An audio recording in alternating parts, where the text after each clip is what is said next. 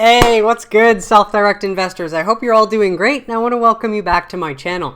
If you're new here, my name is Jordan. I'm the mind behind Make More Capital, and today we're going to cover what we've seen happen this week in cannabis from March 29th to April 4th. So before we jump in, if you enjoy this video or you learned something, please just leave a like on it as it really helps out my channel. And then of course, if you want to learn how to take advantage of this generational investment opportunity, make sure you subscribe so you don't miss any future videos, and then there's plenty of content for you to go back, rewatch, and educate yourself with so that you can get caught up to speed.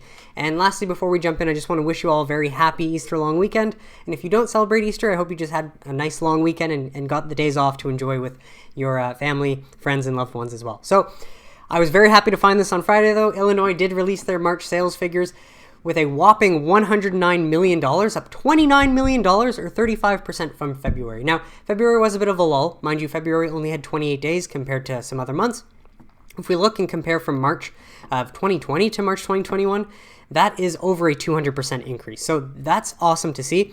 And then if we look to see in-state resident sales versus out-of-state resident sales, 75.7 million are coming from Chicagoans or Illinois people that live in Illinois, but 33.4 million are coming from out-of-state residents. So, fact is, if you're in, let's say, Ohio, Indiana, and Kentucky, I think those are the states around Illinois, you can't get legal cannabis in your state, and your politicians and governors aren't interested in offering that alternative for you. So you've got to go to Illinois, and I know that Illinois politicians must be so happy for that, because ultimately all it does is make Illinois look good. And last thing to point out is that it seems like stimulus checks are not going to waste either.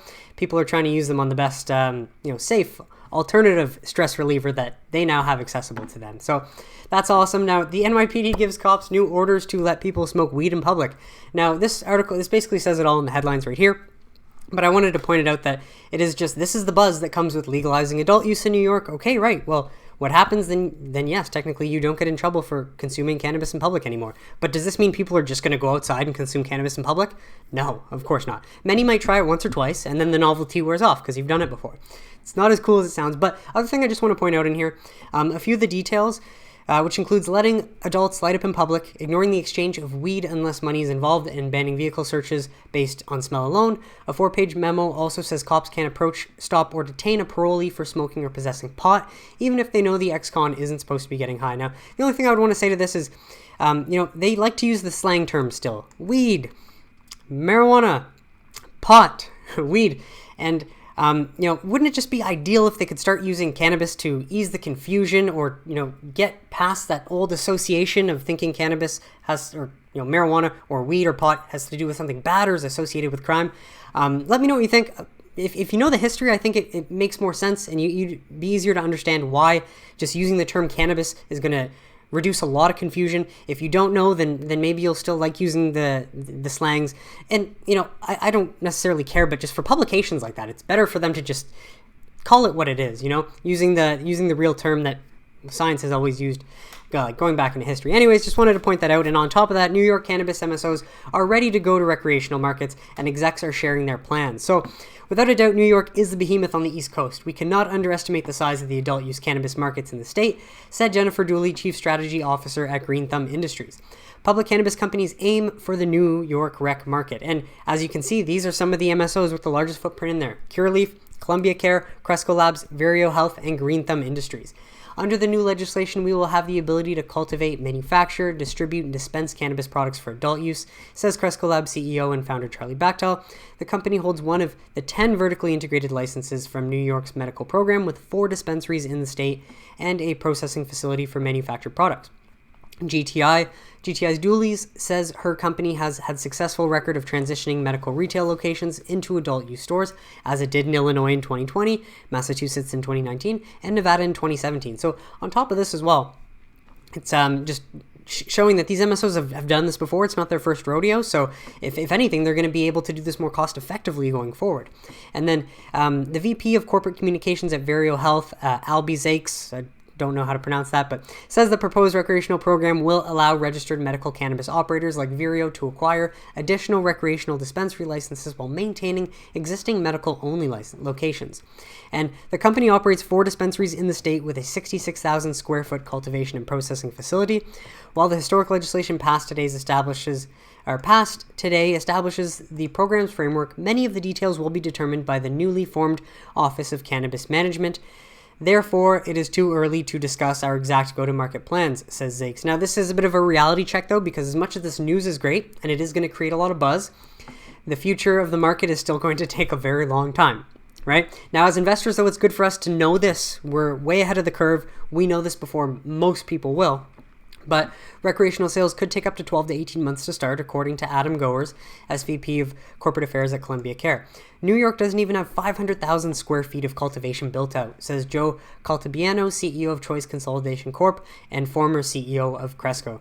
You need roughly 5 million square feet of cultivation to even satisfy a percentage of the demand of the first wave of adult use consumers, and it will take 18 months to get these grows online and operational. So again, emphasizing how important it is as investors to get in early. Mind you, based on the estimates from the New York Medical Cannabis Industry Association, New York's cannabis market size could grow to as much as $5 billion in sales by 2027, including both recreational and medical sales. So that is great, and there's still, as investors, for us, lots to look forward to and plenty of time for, again, it depends on your method, whether you are a trader or a long-term investor. There will likely be opportunities over time to sell some news and then be able to average down. I don't know, obviously, and that's why I kind of just choose to play the long game, but the fact that it is a long ways out does give us time and more opportunity, but I think better that we're in early. Now, on top of that, New Mexico becomes the second state in 24 hours to vote to legalize cannabis. New Mexico is set to join New York and 14 other states, so that is 15 and 16. And then Virginia, which would be next, if they move their legalization date to July 1st, that would make it the 17th state to officially have done it. Oh, too bad. I guess I read the first one. Anyway, so New Mexico did legalize, though. I guess I can't read this whole article, but that is just icing on top of New York making that decision. And then I found this interesting. I wanted to show you because lawmakers look to allow cannabis consumption lounges for economic growth, diversifying the cannabis industry. And this is something I haven't seen announced by any state. And who is going to announce this? Nonetheless, but the home of Las Vegas, Nevada. So it's a very interesting concept. But again, if Nevada wants to use this as an economic driver because of the tourism that they get, it's a great idea. I mean, you have bars where people can consume alcohol. Why not have cannabis lounges where people can consume cannabis? So Nevada lawmakers hope this session will be the one where they resolve a vexing problem that lingered since 2017. It's legal to consume cannabis recreationally, but not in public space. So in order to provide an alternative to that, they do have, or at least it seems like they've presented a new bill that would authorize the creation of cannabis consumption lounge. So that's interesting, but the hope would be that if this does become allowed and pass, then more states might adopt this too, just because why not? Not only tourism, but just an alternative to not being able to consume outside. Now, I know I sometimes refer to talking heads as not something, or not people that you should refer to or take any information seriously from. But again, not all talking heads are the same. And so if you've seen Tim Seymour before, he is very heavy in the cannabis space. He seems to be CNBC's cannabis go-to guy. And so it obviously just depends on what substance is coming from the talking head. So I'm going to let him speak for a little while, though, because he does kind of help unpack the last few weeks of seeing prices drop and seeing very little volume, but what we can expect going forward. So hope you find this one informative. But finally, investors are a little confused with a pullback in the markets and some dynamics that I think we need to get into. So let's break it down. So let's talk about the market itself. If you look at cannabis stocks, overall the sector's had a pullback anywhere from 20 to almost 40% to some of the lows recently, off of the highs we set in mid-February. So what gives? I think you have a combination of a high bar set coming into both the earnings season that also has taken place in the last 3 weeks. So some of the biggest producers in the U.S. and some of the most important companies in the sector have announced. The numbers have been great, characterized by 2 times revenues in 2020. So they're recapping 2020 versus 2019. EBITDA margins in the mid to upper 50s. So exciting profitability and an outlook of new store openings, new markets to take on. So for investors, the pullback may be that great opportunity where I think you priced in and you're selling the facts, but also we often talk about the lack of institutional capital. And so that just does explain some of the share prices. Had people bought in December or January and they saw significant gains into February, hey, some people are selling. That's not something we can control, but again, it's re-emphasizing why you need to know what your investment method's going to be. And if ever you are up a good amount, it is worth considering locking in some profits just so that you do have cash in case exactly this scenario does happen, kind of thing. But just remember, there are many investors out there. People are selling whatnot, but don't let what other people are doing affect your long-term plan? That's really been allowed to invest in cannabis because of the federal dynamics. For investors now, getting in ahead of that capital we think is very important, and it partially explains almost the buyer strike that we've seen for the last 6 weeks. So if you look at the charts, again, chartists will say head and shoulders charts. Well, we've almost kind of run through that formation. You can make an argument that actually it's worked through it and the uptrend is still intact. Let investors decide, but a very interesting time in the market. So let's talk macro. Two major events that we've been waiting for in the cannabis sector for a long time. First, on the federal side, you've seen the SAFE bill reintroduced into the Senate. We know it had approval in the House, but the Senate is key. Big question. So the pro is that this bill's coming through. Clearly, the stars have aligned in terms of the composition of the Senate now to be cannabis supportive. You also have a case where there may be more elements of safe banking that would be investor friendly. And what I mean by that is it would possibly offer opportunities for the companies to be listing on, so U.S. companies on U.S. exchanges, access to a lower cost of capital and capital markets. Let's see. Critics will say that language isn't here yet. And then ultimately, let's see how it plays out. And I mean, I think if the language isn't there yet, it doesn't matter because eventually it will have to become reality and it's just going to be better for us investors in time. So patience pays off. I know people want results now, but... The other big news, New York. New York State finally, Cuomo last night signs cannabis recreational adult market into law. We've been waiting for this. There's been expectations of this, so to some extent, the markets may or may not have priced it in. First of all, positive. $5.5 billion market probably in the next couple of years. Clearly will be the second largest market, maybe at some point the largest market behind California. Two, the fact that the East Coast is all coming online, and this is really putting some symmetry to the U.S. map in cannabis legalization. Questions, though, the first release of the New York details on the adult bill could be a little bit more restrictive to the legacy players, so the companies who have the existing licenses. Still a lot of details to go in terms of how quickly you'll actually see recreational or adult cannabis sales in New York State. I just want to point out, because he has mentioned a few times too that it'd be a $5 billion market in the next few years. That's very unlikely. I mean, even Canada in 2017 or 2018, Deloitte, which is one of the big four accounting firms, they projected Canada's sales in the first year to be $7 billion, and we were nowhere close to that, $1.2 billion. So take those with a grain of salt, but mind you, main thing is that this has finally happened. Tuned, exciting times. So what should investors do, especially investors that also happen to be traders for a sector that offers enormous volatility and opportunities to trade it? And that's our view. Our ETF CMBS is an active strategy, and I think traders can be active here. So we pulled back from those mid-February levels, almost 20 to 25, 30% in some of the biggest names off of those early January levels. Remember, the Georgia runoff was a re-rating moment for cannabis, and you saw the sector rocket higher. So in hindsight, it's good to see that now, that it was a re-rating and potentially would have been a good time to lock in some profits at the peaks, but we don't know that when it happens. We can always learn that in hindsight though and see it more clearly then. So just wanted to point that out too. Pullback gives investors who have been looking for that opportunity to buy weakness, it's here, and we've had talk about it. And you look at those charts, right? Head and shoulders charts in some of the biggest names, GTI, Curaleaf. Look at them all. It's pretty simple. Not that it's a guarantee of the outcome, but you can see where we've possibly completed a very difficult period. And if you look at the uptrend, in our view, and if you look at CMBS, the uptrend is very much still intact after this pullback. So should you be a trader in cannabis? You can be. And in fact, there's plenty of opportunities for volatility. Long term, this is a thematic investors market that we think is going to offer tremendous opportunity. Exactly. I think it's for both. And I just want to point out as well is that I choose to be a long-term investor. And although, I've said, there were opportunities where you could possibly sell and then try to buy back in.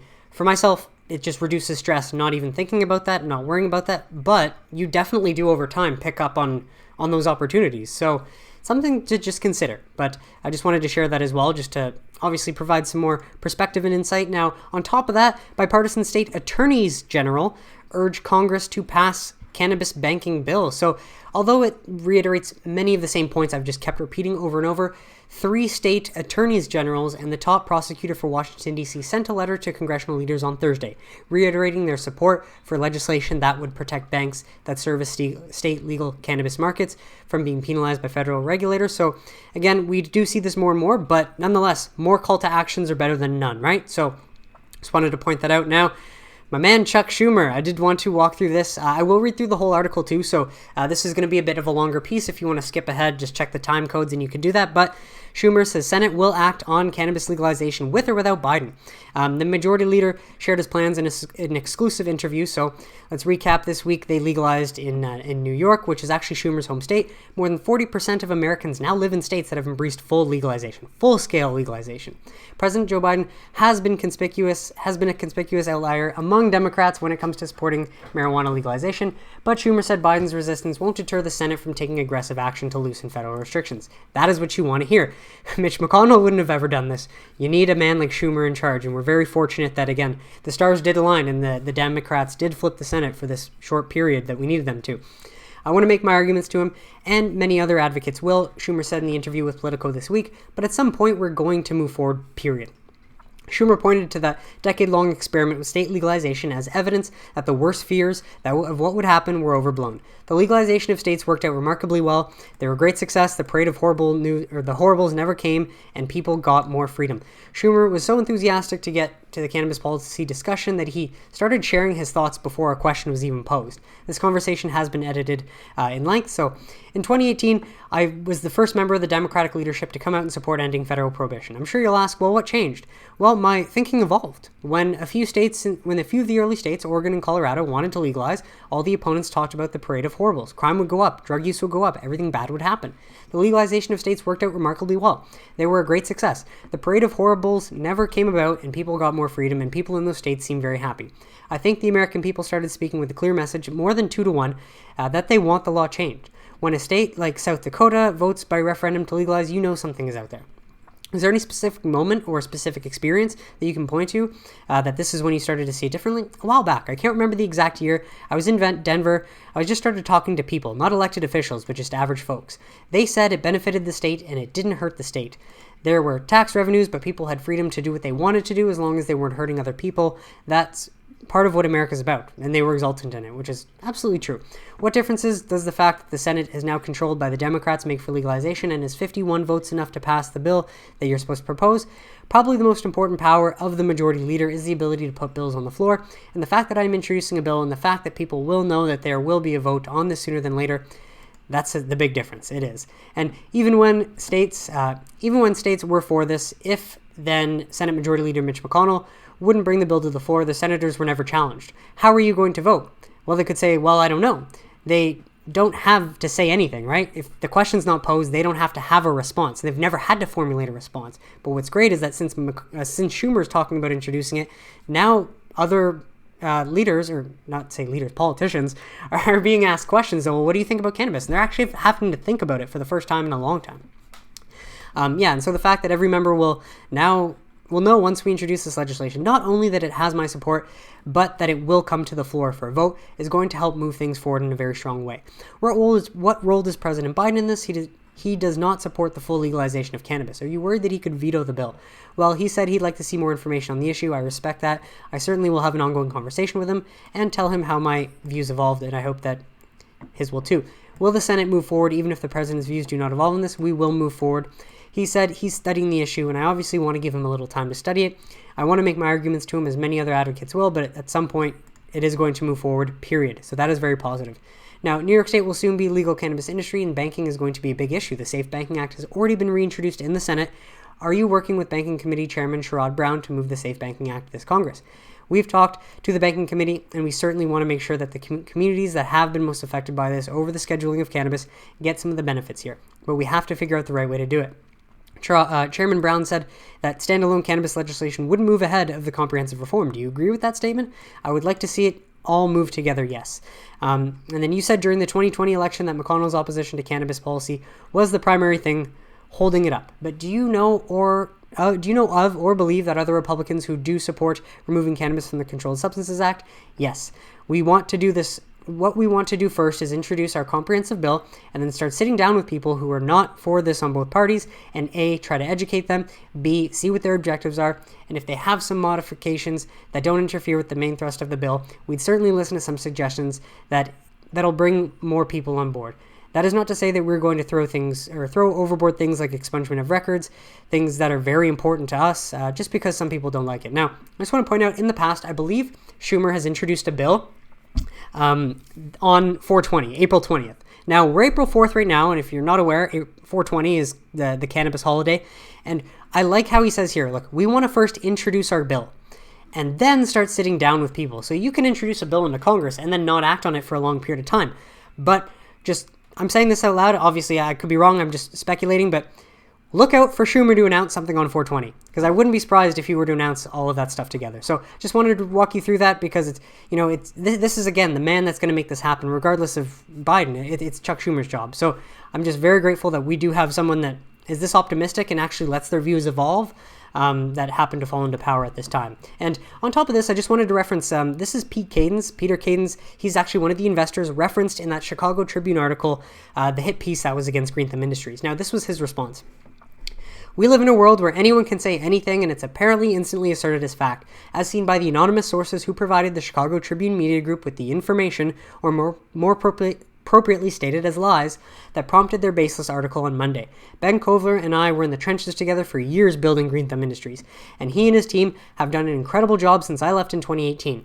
We always did the right thing, sometimes even if it hurt, and sometimes even if we lost as a result of doing the right thing. The Chicago Tribune should retract their baseless article immediately. Amy Kadens and I won't stop doing good in the world, no matter what. Whoever is out there attempting to slow down the good that Green Thumb Industries is doing, or the good my family is doing, you won't be able to. And I love that confidence, because I fully agree, and I do not think anything's going to stop cannabis, because it's a force in itself, and ultimately, again, the people, the market, talks at the end of the day. Now, I just wanted to scroll down here and show you some comments. I mean, 90% of the media is controlled by 6 companies. It's a scary but true fact. I bought more stock. I hope you all did too. I was asked to comment from multiple sources, and my reaction was that I was terrible reporting with no evidence and unproven accusations. I've seen people try to take down those at the top many times, and to me, they just seemed like unproven hit piece.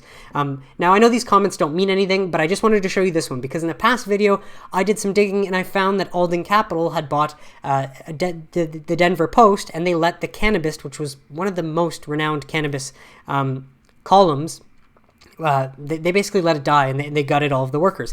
And so this fourth comment, when I noticed this, I was just like, what? Connecting the dots. When Alden Capital Management acquires a newspaper, the quality of staff and level of veracity required to publish descends immediately. It's a shame to see this happen to you, but also to the countless local newspapers across the U.S. that are being gutted by this company. Now, that's a terrifying fact. So just, out there are going to be wealthy people that are trying to do good. Sadly, there seems to always going to be wealthy people that are trying to do bad, or at least stop the good that others are doing. So I just wanted to post that there, though, because I found that super interesting relative to the other video. Now, let's take a trip around the world. The Swiss government releases details on adult-use cannabis pilot schemes. Very interesting. So this is another country in Europe opening up. The Swiss parliament passed regulations in September 2020, which allow for the initiation of pilot schemes wherein adult-use cannabis can be legally produced, imported, and distributed to registered users. The FOPH released a draft of the regulation today, the 31st of March, divulging further details on the schemes. Along with the trial schemes for adult-use supply in the Netherlands, Switzerland will be the first region in Europe to allow for a fully legalized adult-use cannabis supply chain. As explained in the recently released European report, it is possible several other countries on the continent will soon legalize adult-use cannabis, at least on a trial basis as well. So this is great news. More information about this down here.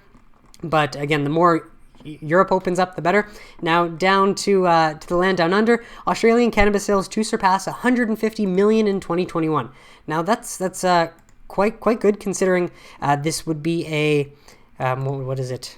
Where did I see this before? A twofold increase over 2020, which does mean that in 2020 Australia only sold 50 million. So from 50 to 150 million.